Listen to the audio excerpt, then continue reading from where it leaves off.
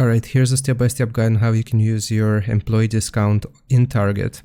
If you want to do it online, either on the website or the app, you have to log into your account.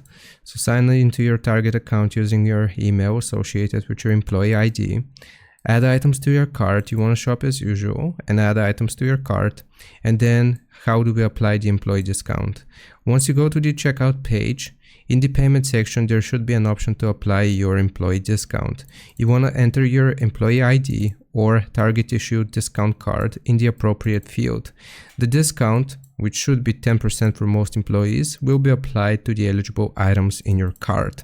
Then you just want to complete the purchase, proceed to payment and finish your transaction. If you want to do it in store, you will bring your employee ID. When shopping in store, make sure you have your employee ID or Target discount card. Scan at the checkout. After scanning all of your items, inform the cashier that you would like to apply your employee discount. You either need to scan your Target employee discount card or enter your employee ID at the checkout screen. Discount applied. The discount will be automatically deducted from your total before you pay. Here are some additional notes. Eligible items, not all items will be eligible. Wellness discounts.